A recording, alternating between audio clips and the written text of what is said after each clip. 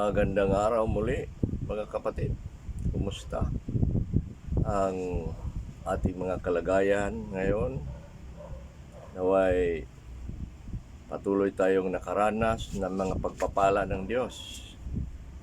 Isang pinagpalang Sabbath Day, bagamat sa hindi siguro Friday sa inyo dyan o anumang araw na kayo nagtitipon-tipon para sa Panginoon, yan ay masasabi nating Sabbath Day.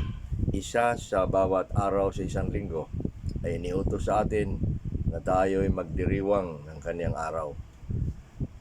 At dahil araw niya, dahil pinili niya para sa atin ng isang araw, banal na araw.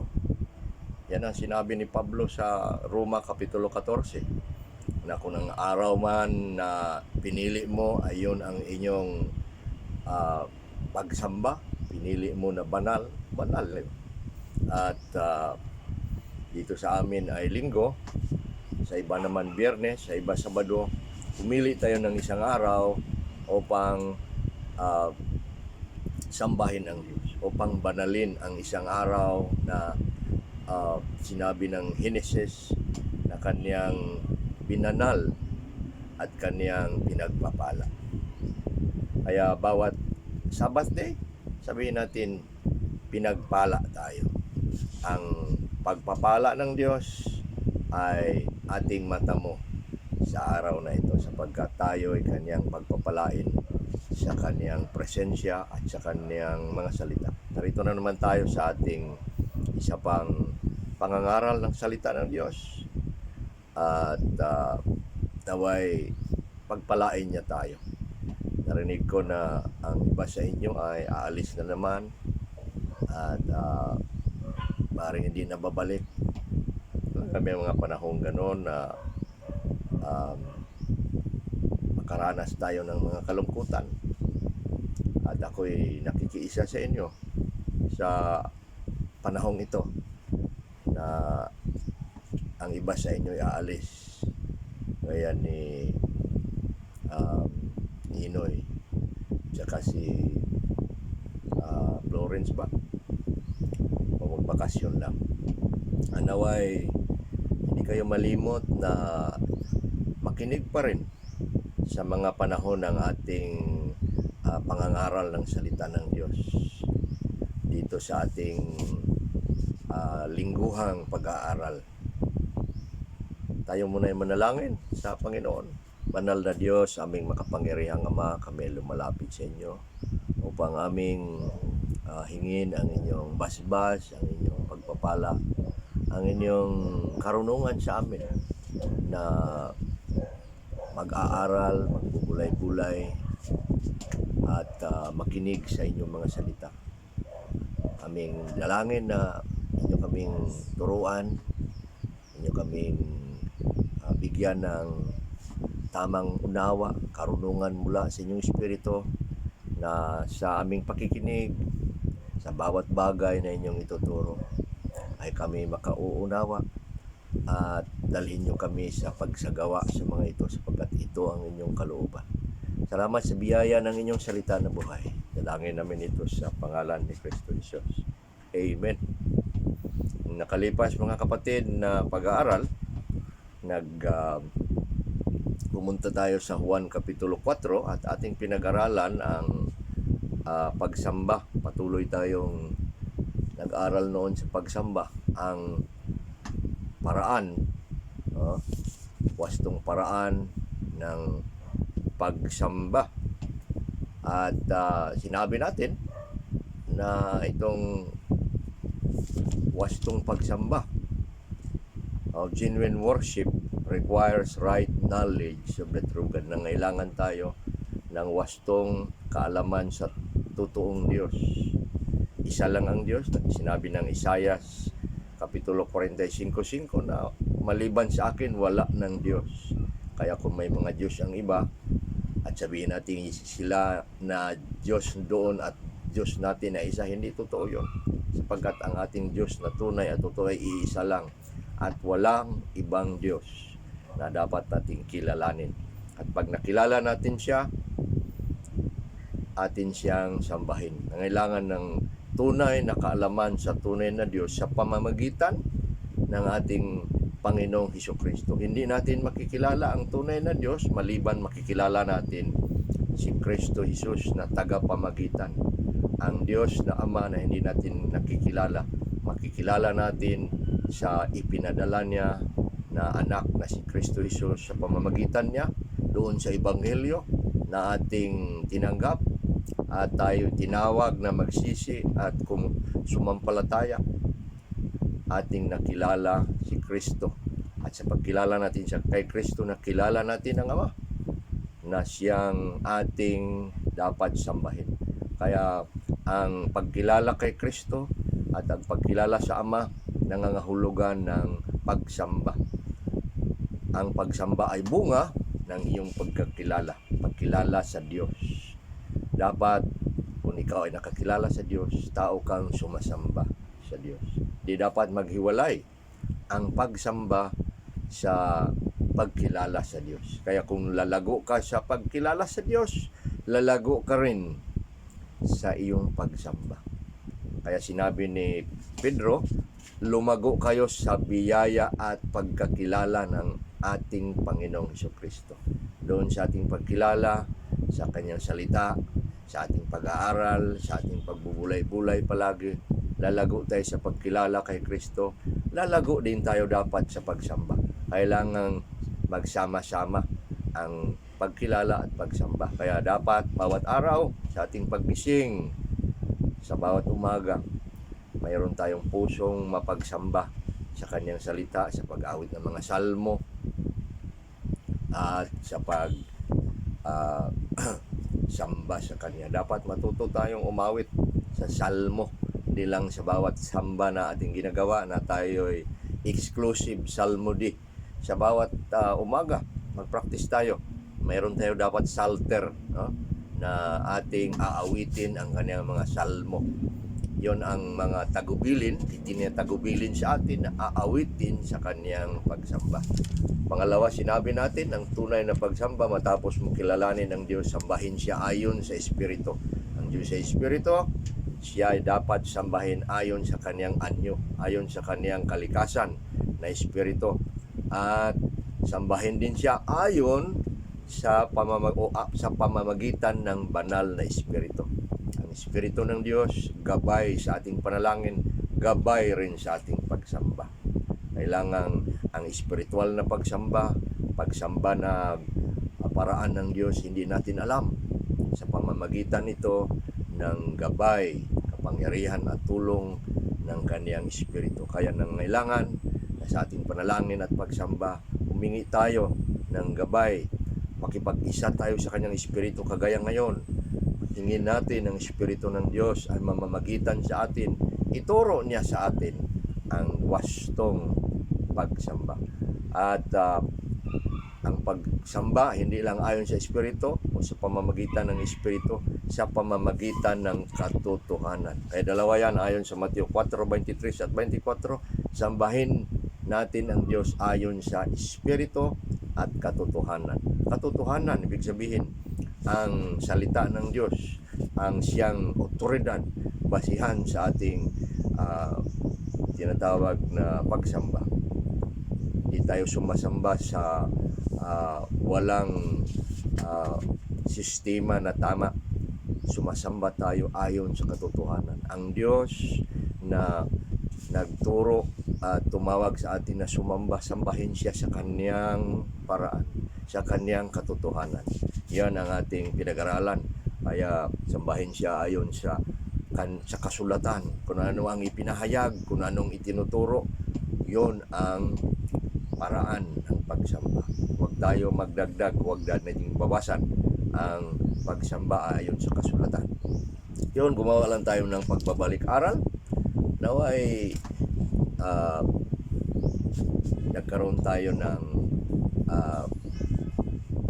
pagbabalik isip sa mga bagay na itinuturo sa atin ng Diyos. Alam nyo, sa bawat aral, sa bawat bagay na ibinubukas sa atin ng Diyos, itinuturo sa atin ng Diyos, nagbukas rin siya ng bagong pahina ng tinatawag na tungkulin. Bawat aral, bawat bagong kalooban ng Diyos, bagong tungkulin. At ang tungkulin na yan ay dapat tayo magsagawa. Ang mga bagay na bago na ituturo sa atin, yon ay isang oportunidad ng paglago. At ang paglago niya yan ay natutupad sa ating pagsagawa. Kaya kung tinuturuan tayo ng panalangin at tinuruan tayo ng pagsamba, dapat matuto na tayong sumamba ng mas maayos at matalino. Tinuruan tayo ng panalangin, mas maigi, mas maayos, mas mabuti ang ating panalangin at lalago tayo ng tuloy. Ganon ang kalooban ng Diyos sa atin. Sinasabi nga ng Santiago o James 4:17 nang siyang nakakaalam ng katotohanan, ng totoo, ng tama at hindi niya ginagawa ito, siya nagkakasala. Kaya tungkulin ko na sa bawat bagay na idadagdag at ituturo sa atin, tungkulin nating magsagawa. Kaya ang pagsamba, panalangin na nating pinag-aralan, nag-araw tayo noon ng pagbibigay, nag-aralan natin ng maraming bagay sa pagsagawa, sa pagsisisi. Ang mga bagay na yon ay tungkulin na natin na isagawa. Hindi sila dapat daraan lamang sa ating harap at parang nangawala. Sinabi nga ng libro ng Hebreo, Kapitulo 2, versikulo 1 na dapat bigyan natin ng mas maayos na pagtanggap at pakikinig sa mga bagay na itinuturo sa atin upang hindi daraan ang mga bagay na ito na walang kabuluhan. Sa mga pagtuturo, kagaya ng ganito, ang mga sinasabi ay parang isang tinatawag na agos ng tubig. Maagos.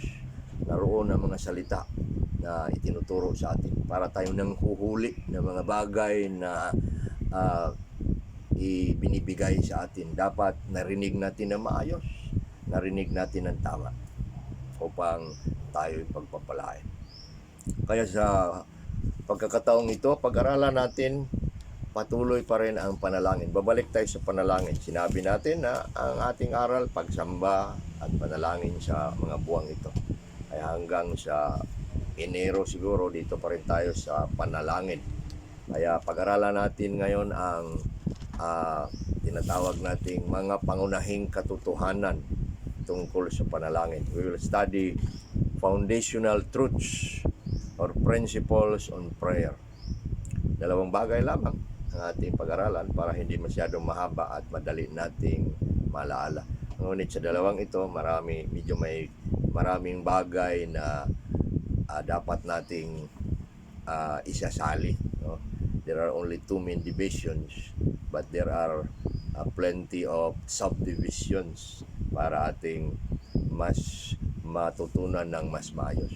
So, mga pangunahing katotohanan tungkol sa panalangin. Pinag-aralan natin nakalipas yung mga kahulugan ng panalangin. At ngayon, bago natin puntahan ang mga iba pang mas detalyadong bagay sa panalangin, dito muna tayo sa mas malalaking bagay, mga prinsipyo, mga pangunahing katotohanan tungkol sa panalangin. Dalawa lang sa araw na ito ang ating tingnan. Unang pangunahing katotohanan tungkol sa panalangin o prayer, ang panalangin ay nagmumula sa Diyos. Prayer originates with God. No? Ang panalangin ay nagmumula sa Diyos. It originates with God. Ang panalangin na biyaya ng Diyos sa atin, paraan na sa pamamagitan ng ating pananampalataya ay tayo ay makakaroon ng pakikipag-ugnay sa Kanya, pakikipaglapit sa Kanya, nagmula sa Kanya. Wala tayo, mga patay tayo na binuhay. At nung nagkaroon tayo ng relasyon sa Kanya sa pamamagitan ng Ebanghelyo, sa pamamagitan ng biyaya ng pagsampalataya at pagsisisi, karoon tayo ng ugnayan. Naging mga anak tayo ng Diyos. Sinabi ng 1 Juan 3:1, how great is the love the Father has bestowed upon us that we should be called children of God. tawagin tayong mga anak ng Diyos. At sa pagiging anak, mayroon tayong ugnayan sa ating Ama. At ang ugnayan na yan ay sa pamamagitan ng panalangin. Kaya ang panalangin ay nagmumula, nagmumula sa Diyos. It originates with God. Ang Diyos ang may akda nito. Hindi natin alam ang tunay na panalangin. Siguro ang mga pagano, ang mga taong hindi kumilala si Diyos, may paraan din sila na lalapit doon sa pinaniniwalaan nilang parang mga Diyos, parang mga banal, parang mga espiritu. Ngunit tayong tinuruan ayon sa katotohanan ng salita ng Diyos, may totoo, may katotohanan na tayo'y makalapit sa Diyos na hindi natin nakikita. At yan ang panalangin. Kaya ang panalangin ay nagmumula sa Diyos. Anong ibig sabihin nito? Anong ibig sabihin ng panalangin ay nagmumula sa Diyos? Una, ang panalangin na nagmumula sa Diyos, ibig sabihin ang panalangin, una sa lahat ay alang-alang sa karangalan at kaluwalhatian ng Diyos. Kung ito'y nagmumula sa Diyos, ito'y una para sa kanyang karangalan at kanyang kaluwalhatian. It is first of all for His honor and glory. Prayer is first of all for the honor and glory of God. Ang ating pagkaligtas, ang ating pagkakilala sa Diyos, ayon kay Pablo sa Epeso 1, 6 at 12, na tayo'y alang-alang sa kapurihan ng kanyang biyaya. Ang mga bagay na ating gagawin, na ating tutuparin, na ating gaganapin ay alang-alang para sa kanyang karangalan at kapurihan. Kaya sa panalangin, yon ay sa kanyang kapurihan. Sa Mateo 6, simula ng 9 hanggang 13, nagturo ang Diyos tungkol sa tinatawag nating panalangin ng Panginoon, the Lord's Prayer. Nagsimula sa pagsabing, sa pagtawag ng Ama. At ang dulo nito sa 13, sinabi ng Matthew 6:13, sapagkat sa iyo ang kaharian at ang kapangyarihan at ang kaluwalhatian magpakailanman. Nagsimula sa pagtawag sa Ama at tinuruan tayo kung ano ang mga petisyon o mga bagay na dapat isali sa panalangin. Una, pangalawa, pangatlo. Kung napag-aralan ninyo sa inyong katikismo sa Westminster o doon sa Heidelberg, di ba? O sa Belgic Confession, tinuturo itong paraan ng panalangin, itong Lord's Prayer, ang paraan ng panalangin. Ang Lord's Prayer o tinatawag na panalangin ng Panginoon, hindi talaga yan panalangin na memoryahin mo. Yun ay paraan kung paano manalangin. Tinuturo sa atin ang unang bagay, pangalawang bagay gawin sa panalangin. At sa dulo ng panalangin, kapurihan at karangalan ng Diyos. Ay ibig sabihin sa mga bagay na tayo lalapit sa Diyos sa panalangin, dapat huwag mong kalimutan, kapatid. Huwag mong kalimutan na ang panalangin ay sa kanyang karangalan at kapurihan. Di tayo maaring manalangin para sa ating sarili. Kaya nagsisimula tayo sa pagtawag na Panginoon, Ama namin. Kaya dapat sa pagtapos mo ng paghingi o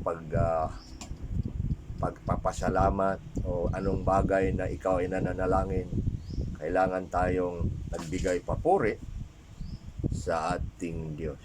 Si Solomon noong nananalangin sa harap ng mga tao, sa lahat ng Israel, sa unang Kronikas o Kasaysayan 29:11. First Chronicles 29:11. Ito ang sabi ni Solomon sa kanyang panalangin. Iyo, o Panginoon, ang kadakilaan at ang kapangyarihan at ang kaluwalhatian at ang pagtatagumpay at ang karangalan, sapagkat sa iyo ang buong pamamahala at ikaw ang hari sa lahat. Ganon ang sabi ng Haring David, di pala Solomon, Haring David. Nanalangin siya. At ang panalangin, una sa lahat, sa karangalan, kapurihan. Yan ang unang layunin ng panalangin. That God shall be honored, exalted, and praised, given all glory. Anong ibig sabihin pangalawa na ang panalangin ay nagmumula sa Diyos? Ang ibig sabihin, ang panalangin ay nagsisimula sa Diyos na siyang nagutos at nagturo na gaganapin. Siyang nagutos, siya rin ang nagturo. Nagmumula sa Diyos sapagkat iniutos niya. At itinuro niya. Utos niya, gawin natin. Paano natin gawin? Nagturo siya. Iniutos niya at itinuro. May nag-uutos, pero hindi naman alam natin gawin ang iniutos kaya hindi nagagawa. Ang Diyos na nag-uutos, nagturo din kung paano gawin. Ganon ang Ama. Ang Ama natin, sinabing gawin ninyo ito ang paraan ng paggawa. Yan ang sinabi ni Jesus sa Lucas 18. Una siyang nag-utos. No? Inutos muna niya. Lucas 18:1 at nagsalita siya sa kanila sa layunin na ito, na dapat magsipanalangin lagi ang tao at hindi manlulupaypay. Sabi ni Jesus, dapat manalangin, magsipanalangin ang bawat tao, bawat Kristiyano, bawat anak ng Diyos, bawat mananampalataya at hindi manlupaypay. Ibig sabihin, ang panalangin ay dapat gawin na may lakas, loob, lakas sa espiritu na hindi lupaypay. Dapat ang panalangin ay isang banal na gawain at nangangailangan ng sigla, hindi lupaypay. Sinabi ng 1 Thessalonica 5:17, 1 Thessalonians 5:17, manalangin kayong walang humpay. Pray without ceasing. Hindi naman ibig sabihin na manalangin ka na lang buong araw, wala ka nang gagawin. Ang ibig sabihin niya, ng ating puso, ang ating isip, ang ating pagkatao, patuloy na nakatuon sa Panginoon. Tayo man ay gumagawa ng ano-anong bagay sa ating trabaho, tayo man ay nagluluto, tayo man ay naglalakad, tayo man ay sumasakay, tayo man ay nagmamaneho. Ang ating puso, nakatuon sa Panginoon, nag-iisip sa Kanya, at lumalayo sa lahat ng bagay na masama. Pray without ceasing. At kung maaari, manalangin tayo sa umaga, manalangin tayo sa tanghali, manalangin tayo sa gabi. Yun ang literal prayer. Pero maaari din habang tayo nagbabiyahe, our mind is praying. Manalangin tayo. Nakita tayo ng kapatid, Panginoon sana, pagpalaan niyo siya. Siya ay naalala mo ang kapatid mong may sakit. Panginoon, naway pagalingin mo si ganito. Alam mo ang kapatid mo ay magbabiyahe na. Panginoon, pagpalain mo si Ninoy na siya ay lalakad na, siya ay aalis na. Bigyan mo siya ng lakas, tulungan mo siya na maging patuloy na huwag malimot sa kanyang pagiging mananampalataya at manalangin lagi. Ganoon, ang ating puso ay patuloy na nanalangin. Sa 1 Timoteo 2:1, ito ang utos ni Pablo. Kaya nga, itinatagubilin ko una sa lahat, tingnan mo, una sa lahat ang panalangin, ang mga paghiling, mga panalangin, mga pamamagitan, at mga pasasalamat ay gagawin para sa lahat ng tao, para sa mga hari, para sa mga otoridad, upang makapamuhay tayong matahimik at magkaroon ng mapayapang buhay sa buong pagiging makadiyos at katapatan. Yun, ang Diyos na nag-utos. Nagsisimula o nagmumula ang panalangin sa Diyos, siyang nag-utos. Sa dating tipan hanggang sa bagong tipan. Sa aklat ng mga awit, mga salmo, doon mo makita ang gabay ng Diyos sa pag-utos niya sa panalangin. Ang Salmista David, doon makita natin ang kanyang panalangin sa umaga, panalangin sa gabi, panalangin sa buong araw, at iyon ay nagmumula sa puso ng Diyos. So una, ang panalangin ay nagmumula sa Diyos. Gawa tayo ng dalawang dahilan bakit nagmumula sa Diyos. Pangatlo, ang panalangin, no, na nagmula sa Diyos, siya ang ayon sa kanyang karangalan, kaluwalhatian. Pangalawa, siyang nag-utos at nagturo. Siya rin ang nagturo. Tingnan natin ang pagtuturo ng Diyos sa panalangin. Noong ang mga alagad ni Jesus ay sama-sama na sa kanilang pagsunod sa Panginoon, nakita nila ang mga alagad ni Juan na tinuturuan ni Juan na manalangin. At ganoon din ang ginawa ng mga nakakilala sa mga alagad ni Juan, o itong mga alagad ni Jesus.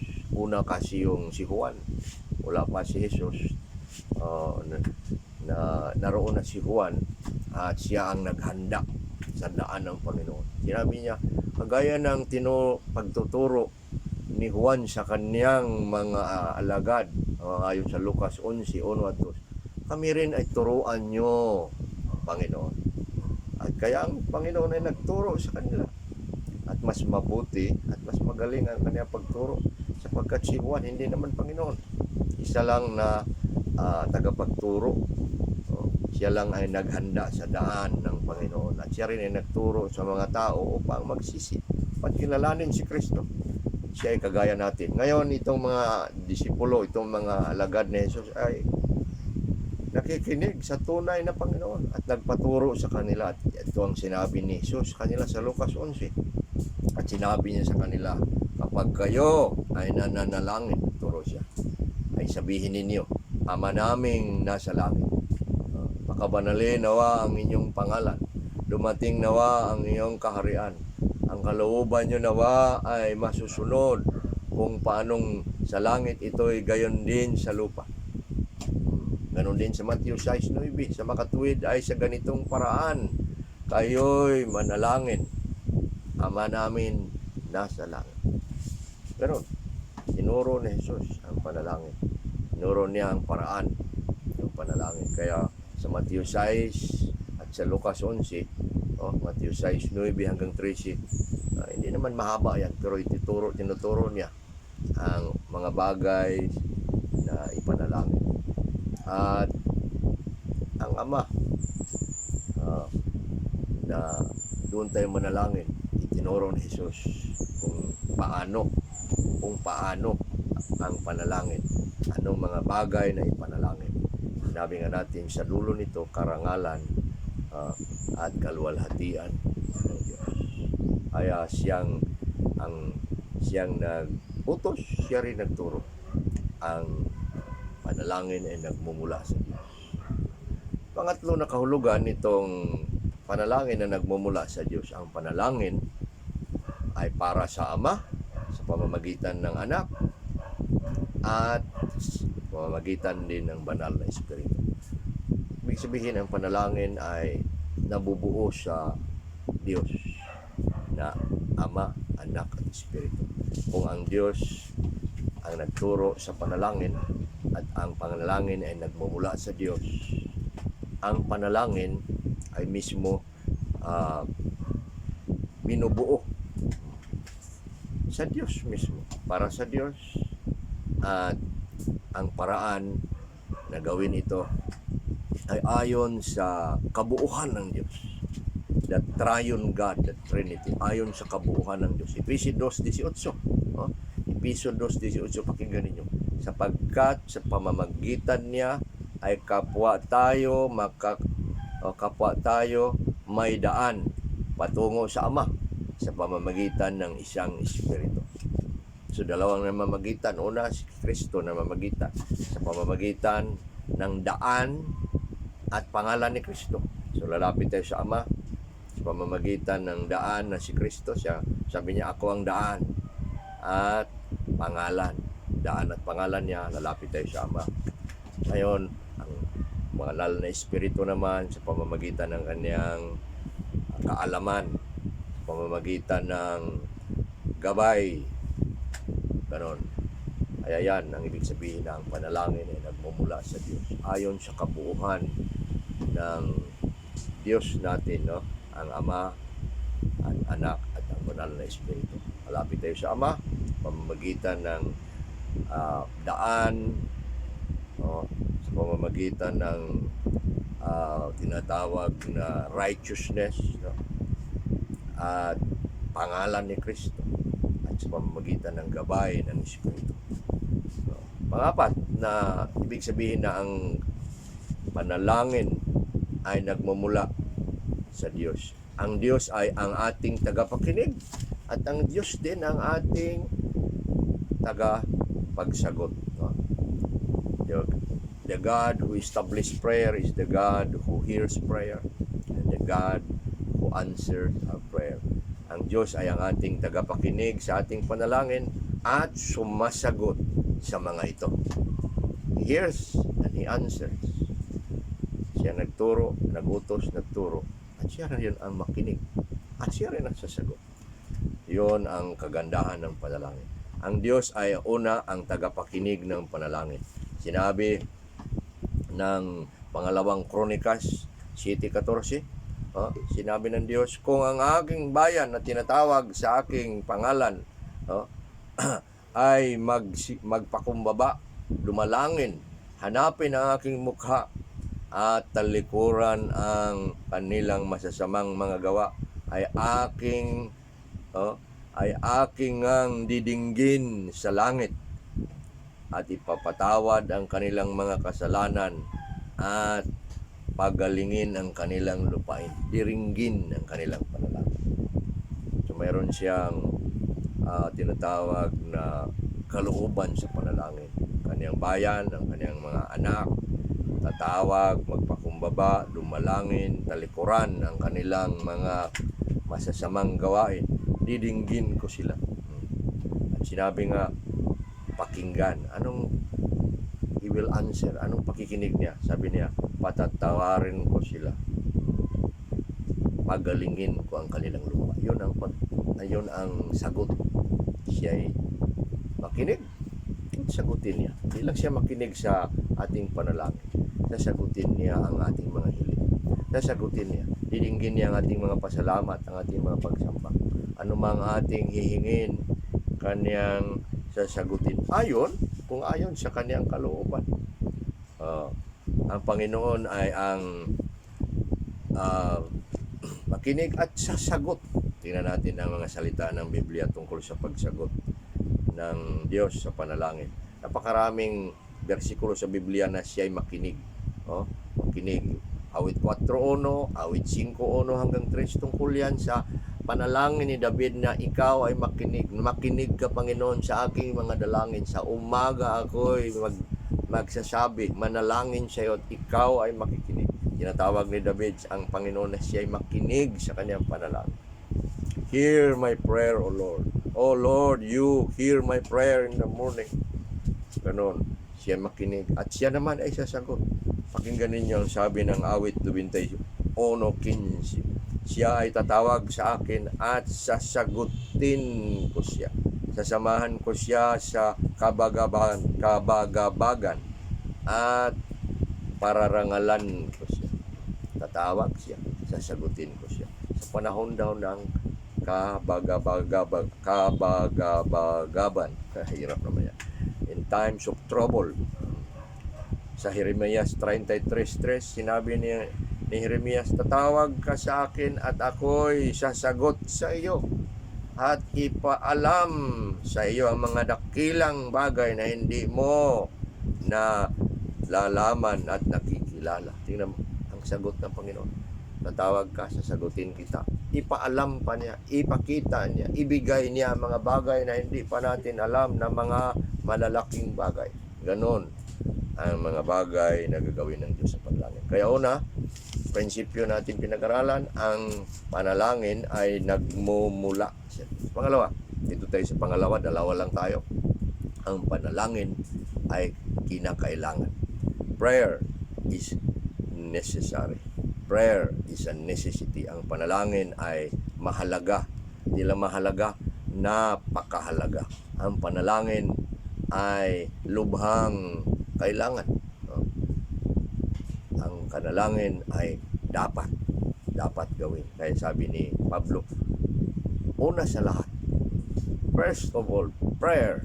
Una sa lahat, napakahalaga. Uunahin dapat. Kung ano pa ang dapat unahin sa araw, manalangin. Una sa lahat. Sapagkat, bakit lubhang kailangan ng panalangin? Sapagkat walang maaring ugnayan sa Diyos kung walang panalangin. Napakahalaga nitong panalangin. Binigay sa atin na biyaya na tayo'y makasagawa ng ating pananampalataya, sa galaw ng ating pananampalataya ang hindi natin nakikita, maaari nating makita. Ang Diyos na Espiritu ay maaari tayong makipag-ugnay at makipag-usap sa Kanya. Ito ang panalangin at kailangan ito sapagkat walang ugnayan sa Kanya kung walang panalangin. Ugnayan, komunikasyon, no? Komunikasyon, di ba? Mahalaga ngayon ang ugnayan, itong komunikasyon, itong internet, no? Usap-usap sa ating mga mahal sa buhay, sa messenger, or tawag or text. Pag nawala ang internet, nawala ang signal, nako, hirap. Kaya pag walang panalangin, parang walang kuryente, brown out, o parang walang internet, o walang signal, ganon. Ang panalangin ay napakahalaga, no?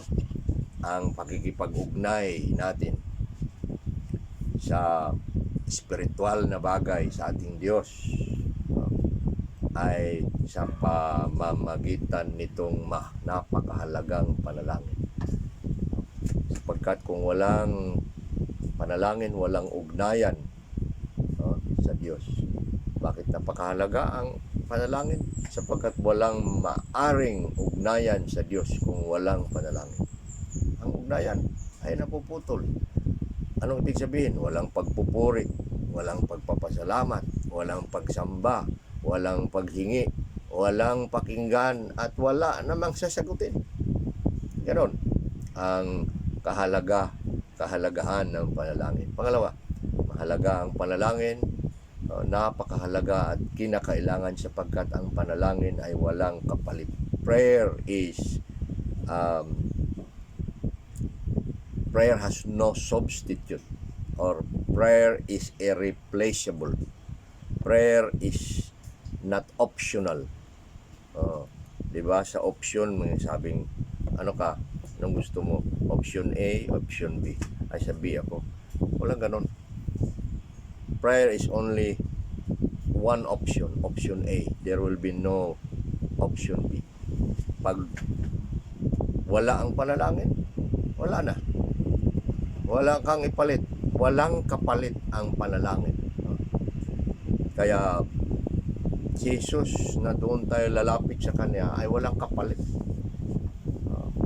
Pag sinabing ni Jesus na susunod ka sa akin, susunod ka.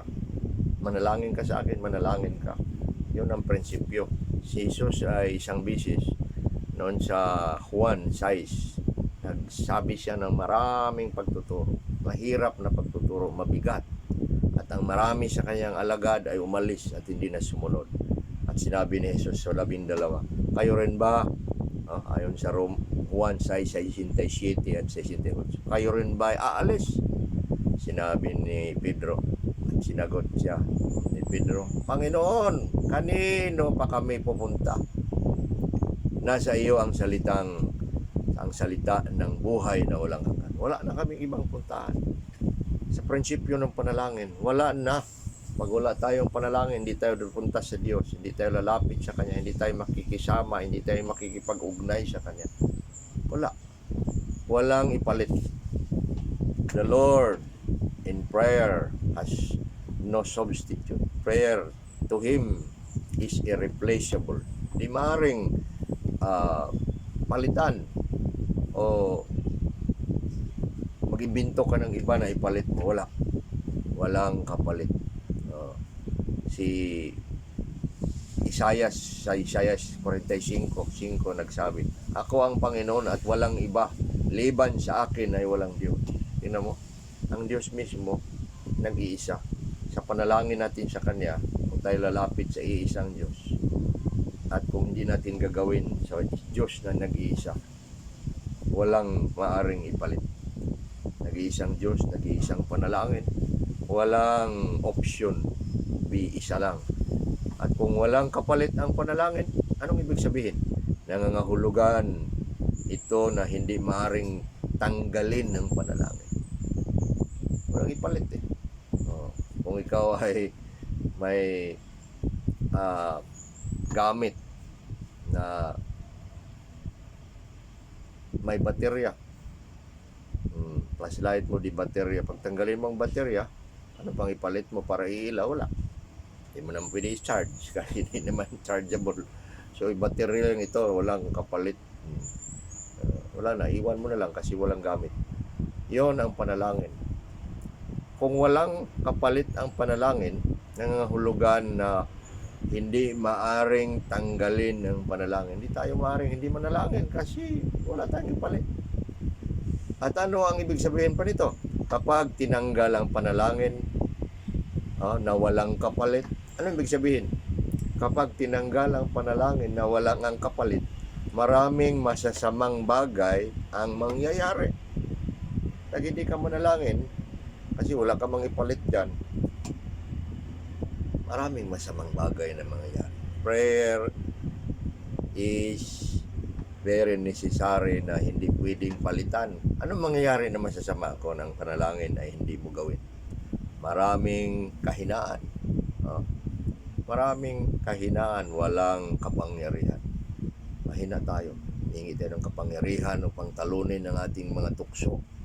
Hingi tayo ng kapangyarihan ng Diyos upang lalakas sa pamumuhay Kristiyano, upang maging mabuting pamilya, upang tayo mabuting Kristiyano, upang matatag tayo sa anumang bagay. Ngunit sa walang panalangin, maraming kahinaan. Mahinang isip, mahinang katawan, mahinang relasyon. Kung walang panalangin, walang karunungan. Tayo maging mga bubo, matitigas, maraming katigasan, maraming kamangmangan. Kung walang panalangin, walang kapayapaan, maraming kaguluhan, walang kapayapaan. Kung walang panalangin, walang pag-iingat, maraming mangyayaring masasama. Dapat manalangin, hindi pa rin pwedeng tanggalin. Huwag tayo hindi mahina, laging malakas. Walang gabay, gabayan tayo kung may panalangin. Kung may panalangin,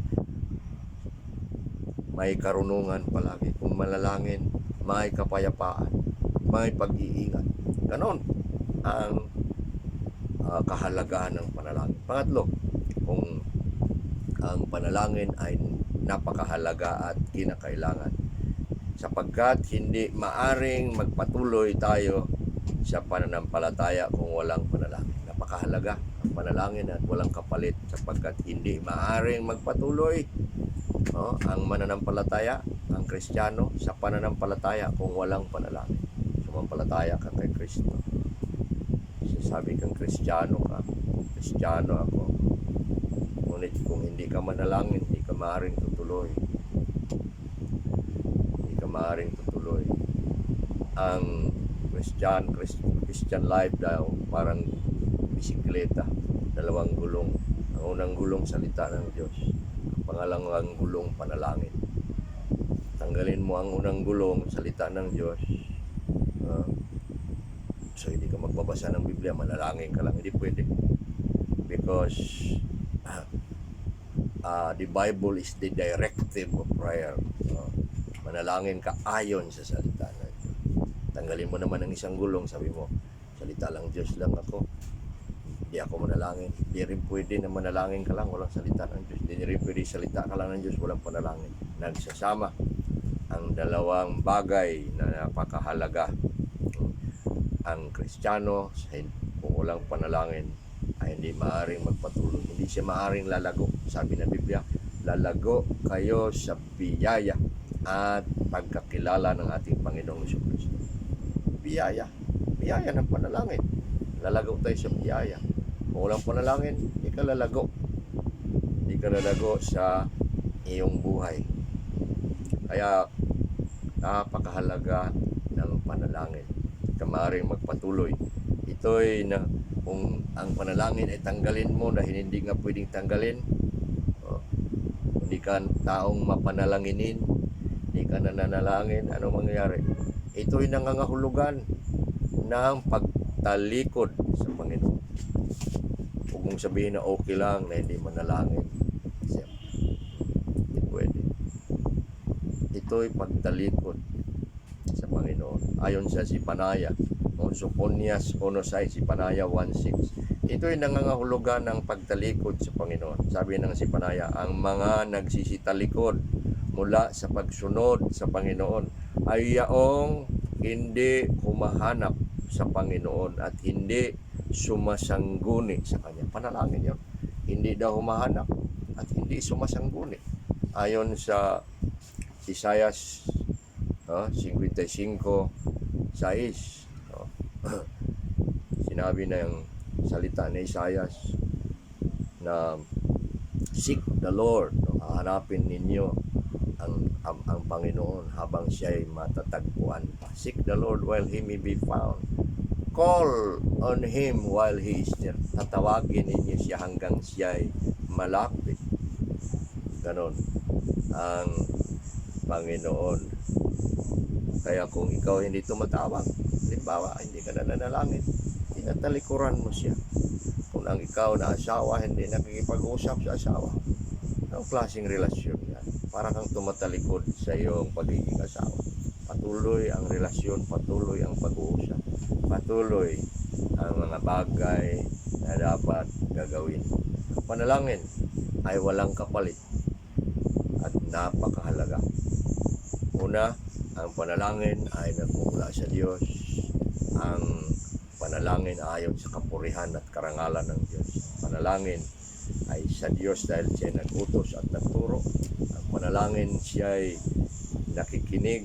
Ang Diyos ay nakikinig at siya rin ang sasagot. Ang panalangin, pangalawa, ay kinakailangan. Hindi maaaring palitan, hindi maaaring tanggalin. Sa pagtanggal nito, maraming kasamaan. Sa paglagay nito, maraming kabutihan. At hindi maaaring tanggalin sapagkat di ka maaaring magpatuloy. Kung gusto mo magpatuloy, kung gusto mong maging lalakas, kung gusto mo maging matuwid, patuloy tayo sa panalangin. Tayo manalangin. Purihin ka aming Diyos sa iyong salita na iyong tinuro sa amin tungkol sa panalangin. Nagmumula sa iyo.